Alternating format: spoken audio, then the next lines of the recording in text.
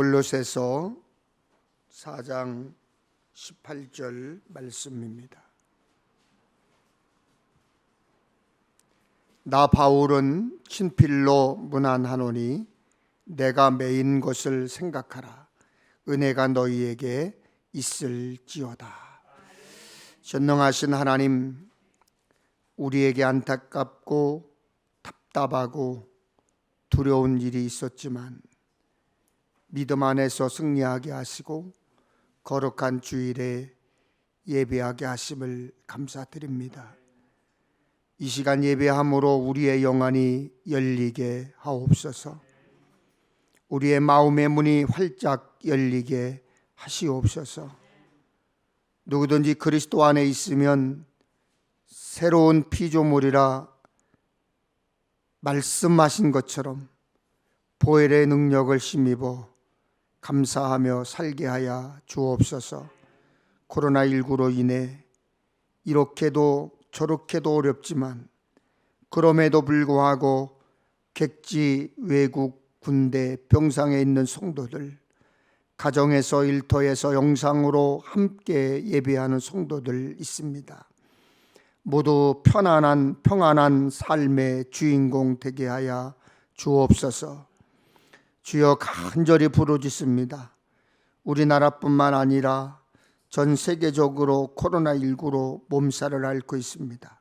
하나님, 속히 이기게 하시옵소서. 끝나게 하시옵소서. 그러나 모든 것이 하나님의 손에 달렸다는 것을 우리 인간들이 깨닫게 하셔서 교만하지 않게 하시옵소서. 말씀 전하는 주의 종을 붙드셔서 성령 충만케 하여 주옵소서. 사단아, 예수의 이름으로 물러갈지어다. 질병아, 예수의 이름으로 떠나갈지어다. 예수님의 이름으로 기도하옵나이다. 아멘. 할렐루야. 하나님의 은혜와 평강이 우리에게 또한 영상으로 예배를 드리고 있는 분들에게 함께 하시기를 주님의 이름으로 축원합니다. 알버트 슈바이처 박사가 이런 말을 했습니다. 나는 살려고 하는 생명에 둘러싸여 있는 살려고 하는 생명이다. 내 생명이 소중한 것처럼 다른 생명도 소중하다라는 뜻입니다. 어려운 이들을 보면 연민을 느끼고 또한 위험에 처한 사람을 보면 스스로 위험 속으로 뛰어들어서 그들을 구해내려고 하는 것이 인간의 본 모습입니다. 인간의 아름다움은 누군가의 신음소리에 반응할 줄 아는 데 있습니다. 하지만 세상은 이런 인간성에 반하는 일들이 자주 벌어집니다. 광주 건물 붕괴 사고로 많은 사람의 인명피해가 났습니다. 미얀마 군부에 의해서 많은 미얀마 백성들이 목숨을 잃고 있습니다. 여러분도 잘 알다시피 얼마 전까지 이스라엘과 팔레스타인 간의 전투를 통해서 많은 분들이 목숨을 잃었습니다. 나이독이라고 하는 시인은 예술의 주름들에서 자식을 앞세운 부모의 아픔을 형상화한 게테 콜비츠의 조각 부모란 작품을 보고 이렇게 말을 했습니다. 두 팔을 품에 숨겨놓고 무릎 꿇은 아버지와 몸을 앞으로 숙인 채 두 손을 모은 어머니의 모습에서 우리는 종교적인 느낌을 받게 된다. 이런 아픔 없는 세상을 우리는 꿈꾸죠. 전쟁만 사람을 사지로 몰아넣는 것은 아닙니다. 일터에 나갔다가 불의의 사고로 가족을 만나지 못하는 분들이 있습니다. 나라에 봉사하겠다고 군복을 입었지만 나라에 의해서 목숨을 잃는 사람들도 있습니다. 여러분, 그 가족들의 절통한 사연을 외면한다면 역사는 발전할 수가 없습니다. 그러므로 우리는 끊임없이 나라와 민족을 위해서 기도할 줄 알아야 됩니다. 기도하셔야 됩니다. 꼭 그렇게 하시기를 간절히 주님의 이름으로 부탁을 드립니다. 오늘은 바울이 감옥에서 골로새 교인들에게 쓴 편지를 소개하려고 합니다. 셰익스피어의 희곡 줄리어스 시저에서 시저가 죽기 직전에 브루투스를 보면서 마지막 대사를 합니다. 브루투스, 너 맞아. 그러면서 칼에 맞아 죽습니다. 자신의 생명을 노린 암살자들 틈에서 자신이 그렇게도 믿었던 신복 브루투스를 발견한 시저의 실망, 또 시저의 절망이 담긴 한마디였습니다. 브루투스, 너 맞아.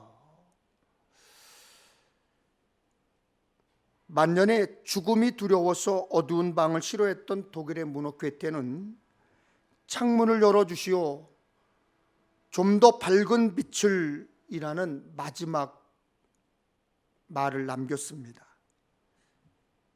마지막으로 남기는 말을 유언이라고 그러죠.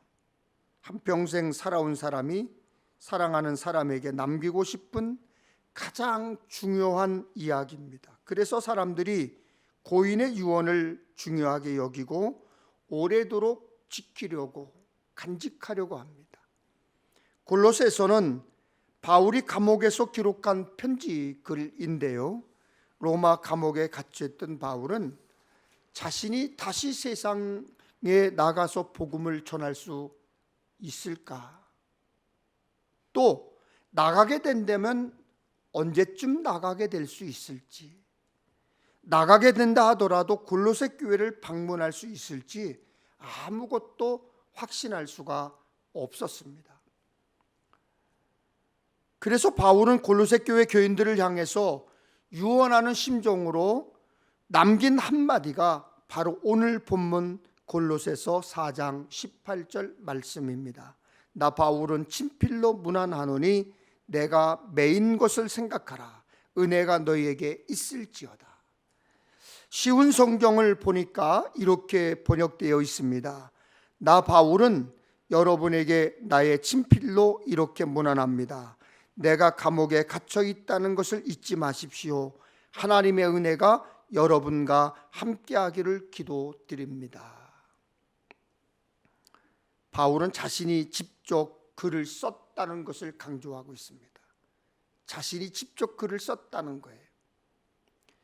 당시에 바울의 이름을 도용해서 잘못된 가르침을 퍼뜨리는 사람들이 많이 있었습니다. 교회 내에서 바울의 지위를 이용하기 위해서 바울의 편지를 위조하기도 했습니다. 그런 사람들, 그런 상황을 경계하기 위해서 내가 이 편지를 직접 쓰는 거다, 마지막 문장을 직접 자신이 기록했음을 확인하고 있습니다. 당시 감옥에 갇혀있던 바울은 어쩌면 여러 성경을 살펴보니까 감옥에 갇혀 쇠사슬로 묶여있다, 매여 있었다라고 표현하고 있습니다. 그래서 직접 글을 쓰기 어려운 바울 곁에는 누군가 바울이 불러주는 대로 내용을 기록했던 사람이 있었을 것이다, 이렇게 추정을 합니다. 하지만 마지막 한마디만큼은 바울 자신의 진심을 담아서 골로새 교인들에게 전하고 싶어서 내가 친필로 썼다, 이렇게 밝히고 있는 것입니다. 그만큼 중요한 한마디, 그만큼 값진 한마디가 바로 내가 매인 것을 생각해라. 감옥에 갇혀 자신을 묶고 있는 쇠사슬을 기억하라는 것입니다. 바울이 감옥에 묶여 있는 것을 강조한 것은 자신이 지금 왜 감옥에 있는지를 골로새 교회 교인들이 알아주기를 원했어요. 바울은 법을 어겼기 때문에 감옥에 갇힌 게 아니었습니다. 부활하신 예수 그리스도가 구세주임을 전하고 하나님을 모르는 사람들이 구원받도록 힘쓰다가 메인 사람이 된 거예요. 감옥에 갇힌 거예요. 그런 자신처럼 고르새 교인들이 진리 때문에 고난받을지라도, 복음 때문에 어려움을 당할지라도 믿음의 주요 온전케 하시는 예수 그리스도를 바라보며 승리하는 삶의 주인공이 될 것을 바랐던 것입니다.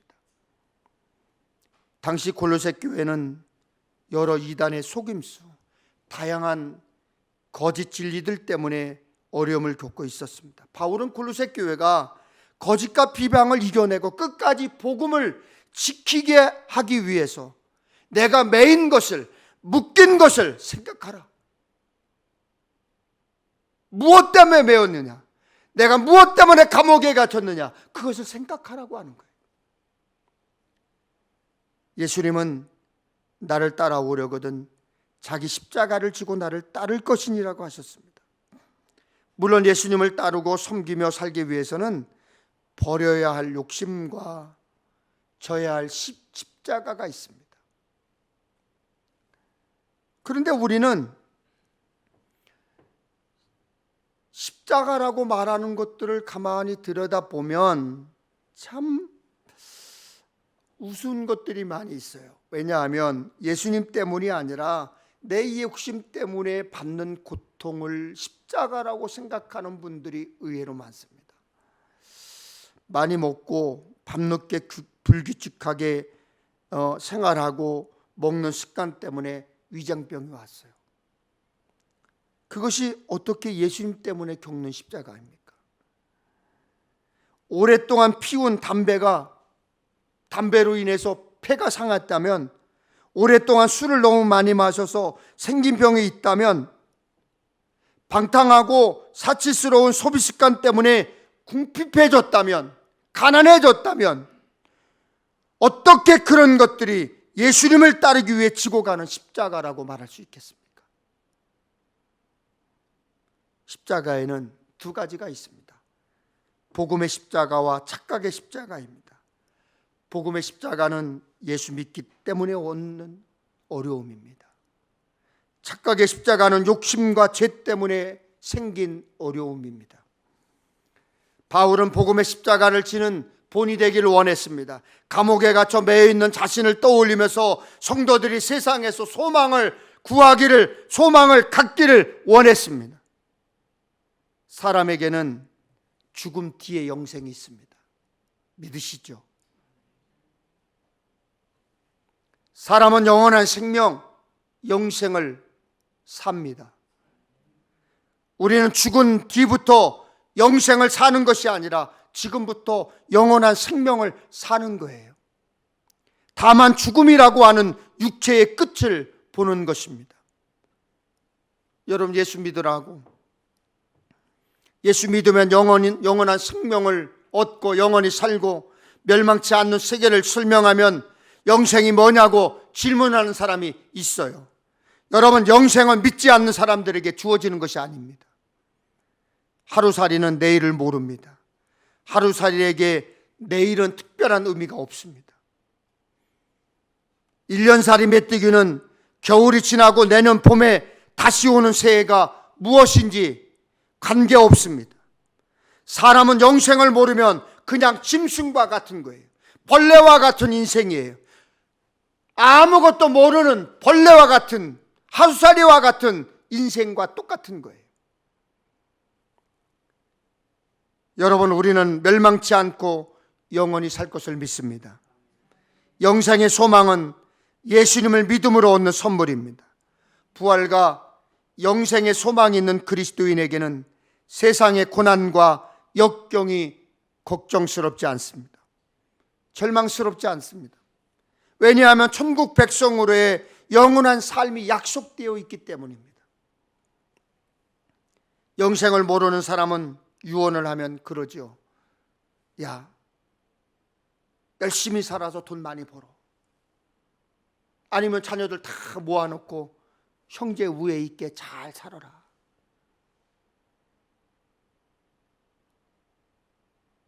그런가 하면 어떤 사람은 평생에 내가 먹고 입고 쓰고 이걸 못하고 아둥바둥하게 막 벌어서 집을 사고 땅을 사고 막 그랬는데 그게 너무 아까워.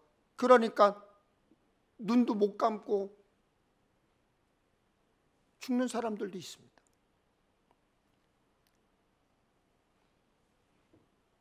여러분은 생을 마감할 때 사랑하는 사람, 소중한 사람, 자녀들에게 무슨 말을 남기기 싫습니까?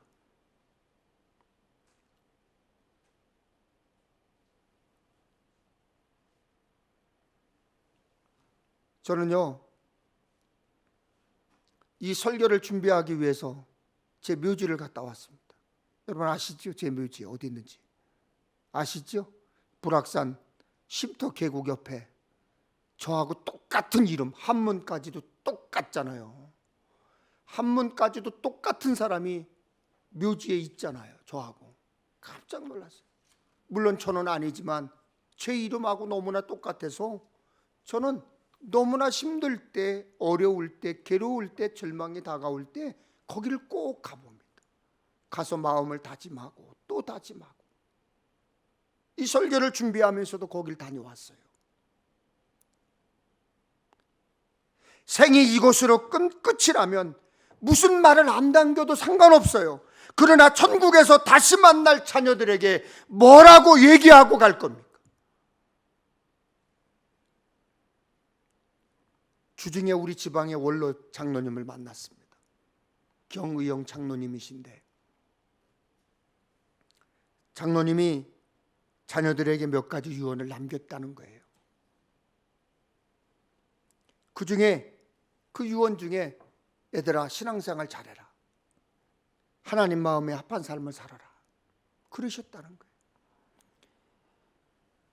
부활과 영생의 소망을 가지고 사셨던 장로님이 자녀들에게 장성한 자녀들이지만 그리고 어린 손주들에게 앉혀놓고 이야기했다는 거예요.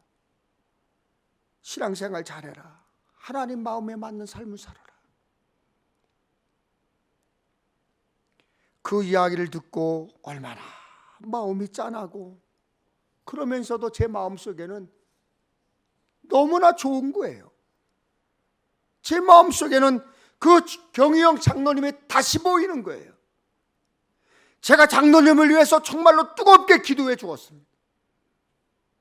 바울은 믿는 성도들을 향해서 이렇게 말합니다. 데살로니가전서 2장 19절에 우리의 소망이나 기쁨이나 자랑의 면류관이 무엇이냐? 그가 강림하실 때 우리 주 예수 앞에 너희가 아니냐? 여러분 복음 때문에 매인 삶을 사십니까? 예수님 때문에 불편하십니까? 예수 믿기 때문에 집사, 권사, 장로, 목사이기 때문에 마음대로 못하는 것이 있습니까? 당연한 거예요. 당연한 거예요. 예수 믿기 때문에 세상 살기가 편안하지 못하고 예수 믿기 때문에 돈벌이에 더 많은 시간을 쓰지 못하고 예수 믿기 때문에 내가 쓸 돈이 부족해지더라도 하나님의 영광을 위해 하나님의 뜻을 위해 드리고 사는 믿음의 삶을 끝까지 변함없이 잘 할 때 하나님의 기쁨과 자랑이 되는 것입니다. 바울이 골로새 교회 교인들에게 내가 매인 것을 생각하라고 한 데는 다른 이유가 또 있습니다. 감옥에 갇힌 바울은 더 이상 복음을 전하는 일에 나설 수 없게 되었습니다. 그래서 골로새 교회 교인들이 매여 있는 자신을 대신해서 전도에 힘써 주기를 원했습니다. 이제 바울이 전도할 수 없으니 우리가 해야 한다는 생각을 갖기 원했던 거예요. 어떤 선교사님이 아직 복음을 접하지 못한 현지인에게 복음을 전하는데 그 중에 한 사람이 이런 질문을 하더랍니다. 선교사님, 우리나라에는 이미 여러 종교가 있습니다. 우리 국민들은 충분히 종교적입니다. 그런데 당신은 왜 또 하나의 종교를 전하고 우리를 혼란스럽게 합니까? 그 질문에 선교사님이 대답했습니다. 저는 종교에는 관심이 없습니다. 그저 복음에 깊은 관심이 있을 뿐입니다. 종교와 예수 그리스도의 복음은 다릅니다. 종교는 인간이 만든 것이지만 복음은 하나님이 주신 것입니다. 종교는 신을 위해 인간이 하는 행위지만 복음은 인간을 위해 예수 그리스도를 보내신 하나님의 행동입니다. 종교는 인간을 변화시킬 능력이 없지만 복음은 죄인인 인간을 하나님의 자녀로 변화시켜 주십니다. 종교는 좋은 권면에 불과하지만 복음은 세상을 구원하는 영광스러운 선포입니다. 그리고 종교는 많지만 복음은 하나입니다. 바울은 유대인이었습니다. 당시 여느 유대인과 마찬가지로 하나님을 알았고 성경을 공부했을 거예요. 그러나 바울은 단순한 종교인에 그치지 않았습니다. 다메섹으로 가던 길에서 예수님을 만난 후에 예수님을 전하는 복음의 사람이 되었습니다. 여러분은 여러분이 간직한 영생의 기쁨, 멸망치 않고 영원히 사는 것, 하나님을 아버지라 부르는 자녀가 되었다는 것, 복음의 능력을 주변 사람에게 전하고 계십니까? 지금은 교회에 모이는 것이 어려운 시대입니다. 맞습니다. 술집, 카페, 공원에, 식당에, 해변에 사람이 모여도 부정적으로 보지 않습니다. 그런데 교회에서 뭔가를 한다고 하면 사람들이 가자미 눈을 뜨고 신고를 막 해요. 좋게 보지 않습니다. 그게 현실입니다. 지금은 전도하기 상당히 어려운 때입니다. 인정하지요. 그러면 어려우니 시대가 바뀌었으니 코로나19 때문에 힘드니까 마태복음 28장 19절에 있는 말씀처럼 모든 민족을 제자로 삼으라는 예수님의 명령을 무시해도 되는 것입니까? 안 해도 되는 것입니까? 그래도 지켜야 합니다. 해야 합니다. 예수 믿으라고 해야 합니다. 영상을 한번 보시죠.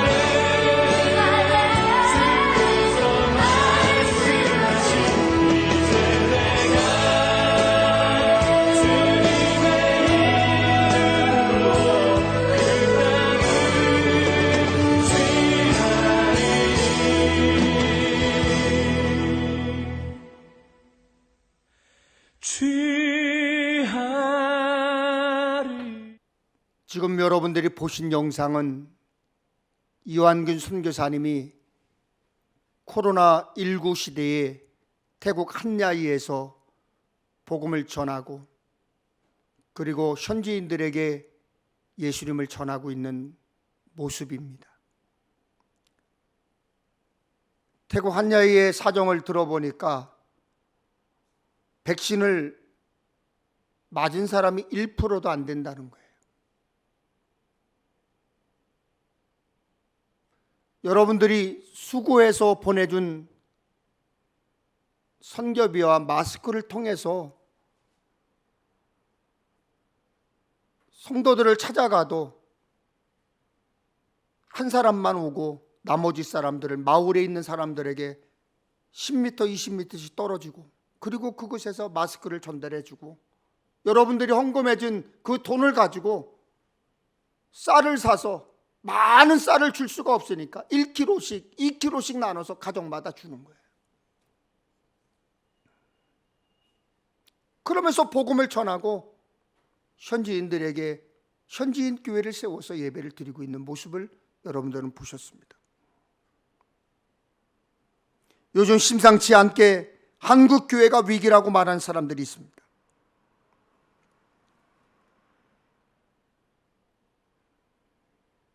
많은 사람들이 한국 교회가 위기입니다. 그런 사람들에게 저는 늘 그렇게 말합니다. 시편 126편 5절에 있는 말씀처럼 눈물을 흘리더라도 씨 뿌려야 거둘 텐데 위기를 말하는 당신은 이 위기에 얼마나 기도하십니까?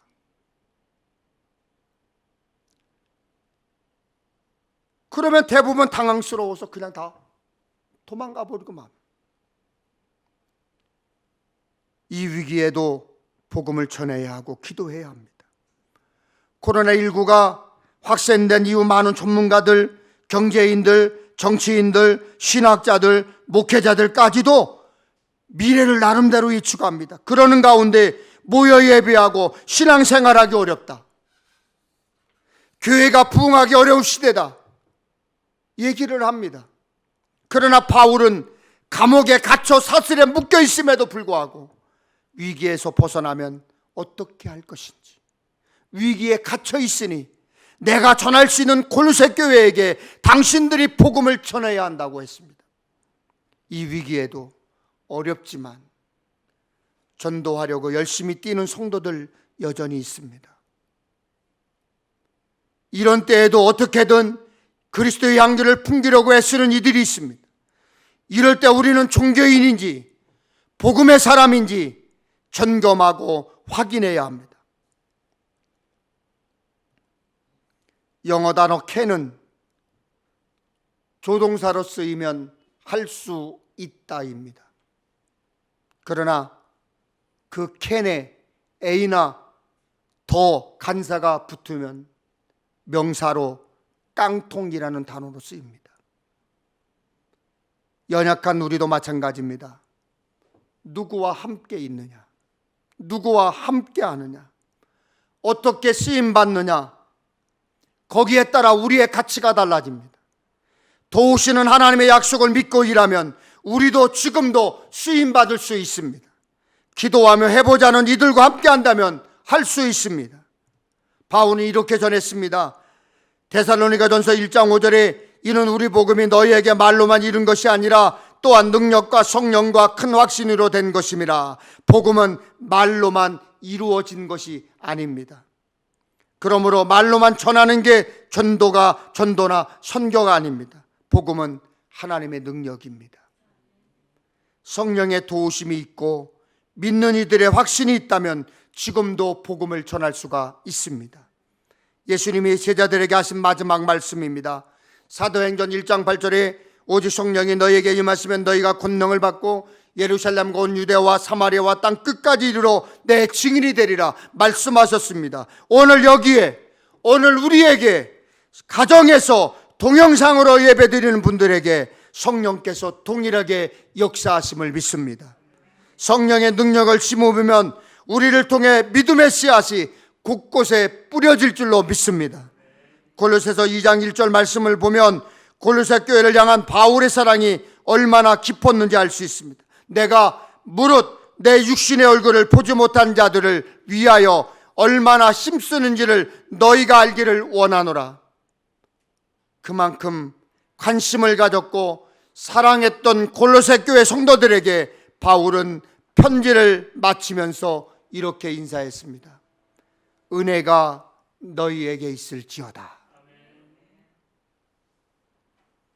그 은혜가 오늘 예배하는 여러분에게 있기를 주님의 이름으로 축원합니다.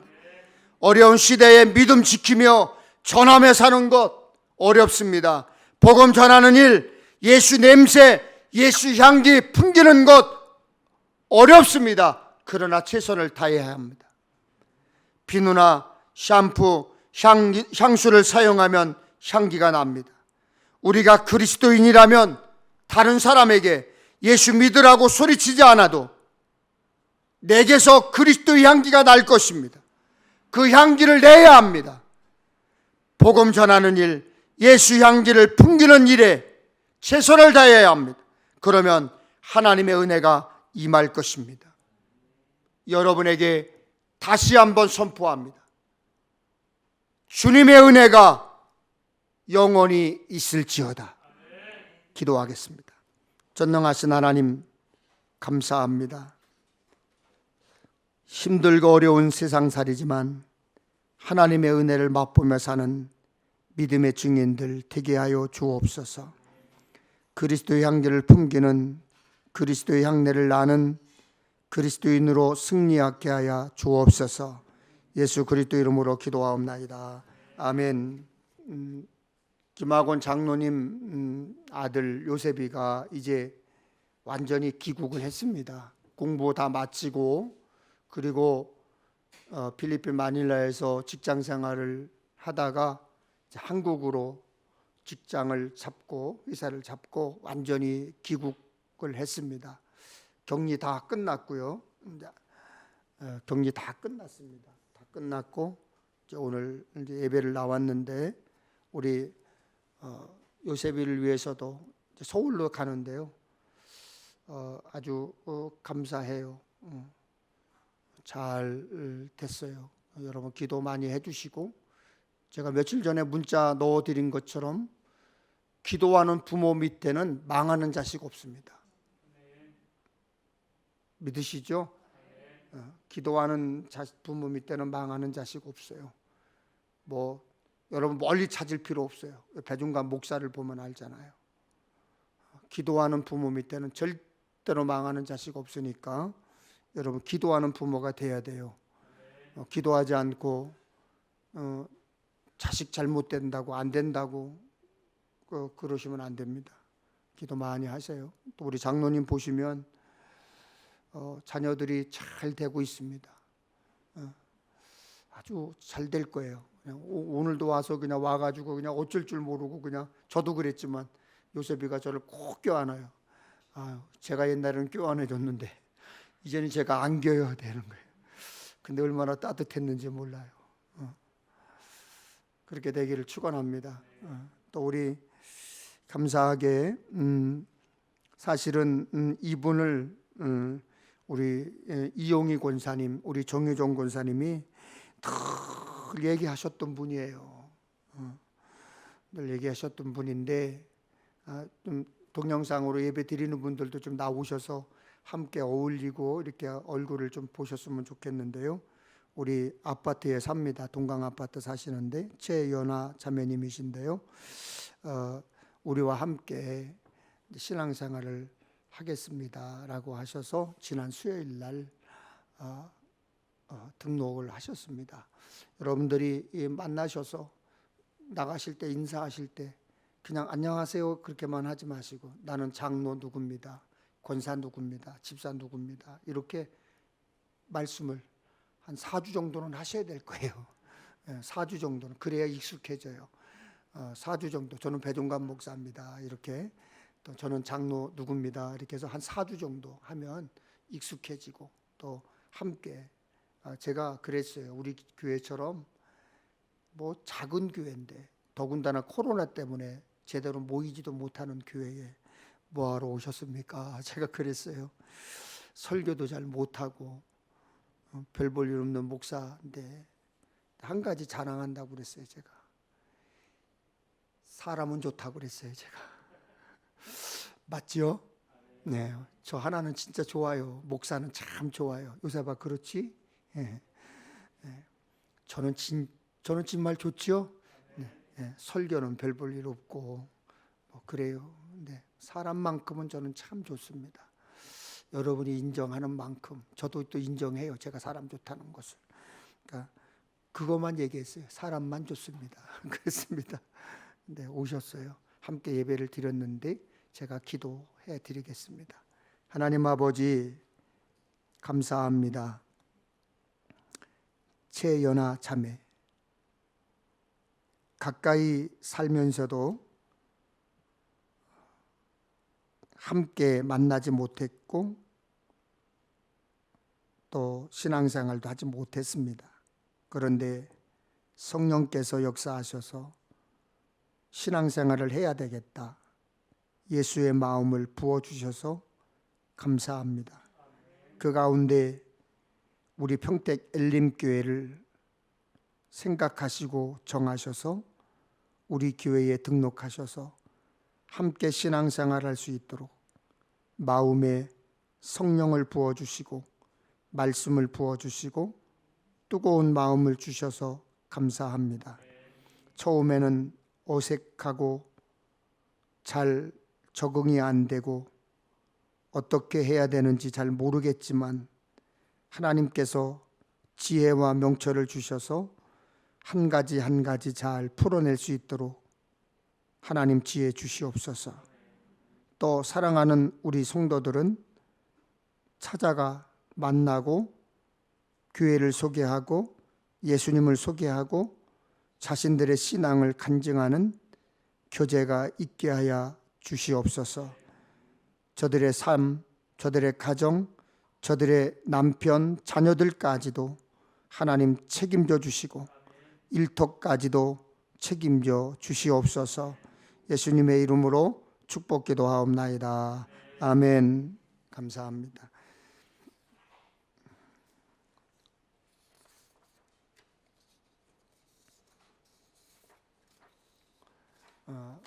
지난주에도 늘 말씀드렸듯이 동영상을 통해서 함께 예배 잘 드리셨으면 좋겠고요.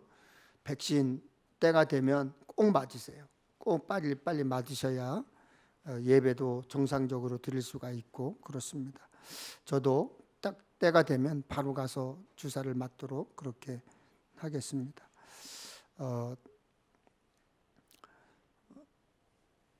오늘은 평신도 주일인데요. 여러분들이 평신도 주일 헌금을 드린 것은 평신도 부에게 넘겨갑니다. 그래서 평신도들을 위해서만 사용됩니다. 여러분들이 기억해 주시면 되겠습니다. 화요일 날 6월 15일 날 평택 동지방 교역자 회의가 하늘샘 장안교회에서 있습니다. 6월 18일 수원 한샘교회에서 동남아 선교회 원례 및 연합 심야 기도회가 있습니다.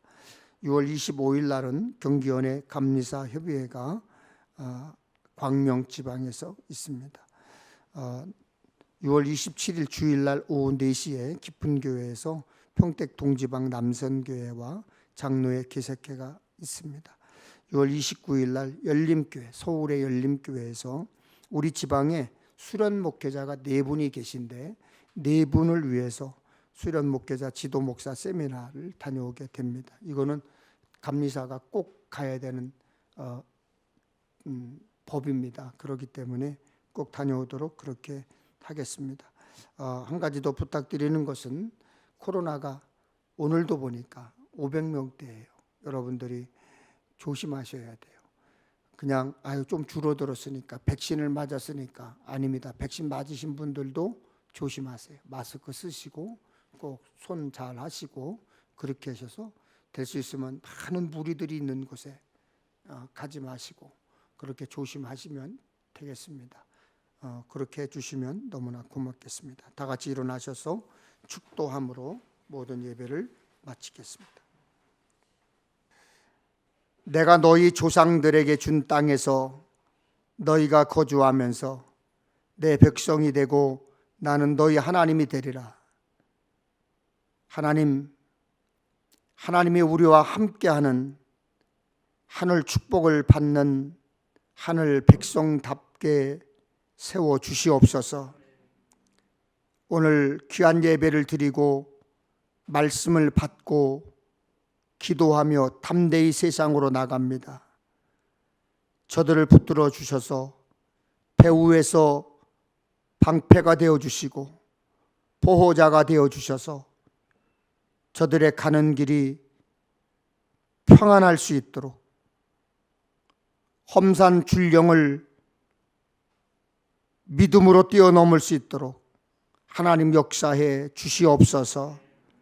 지금은 천지를 창조하신 하나님 아버지의 전능하심과 아버지의 뜻대로 대속의 십자가를 지신 부활하신 예수 그리스도의 사랑과 우리를 인도하시는 성령님의 감동 감화하심이 하나님의 형상대로 창조된 땅을 지켜야 할 사명을 가진 우리 평택 엘림교회 성도들 머리 위에와 저들의 가정, 일터, 이 나라 이민족 우리 평택 엘림교회 위에 지금으로부터 영원히 함께하옵시기를 간절히 축원하옵나이다. 아멘.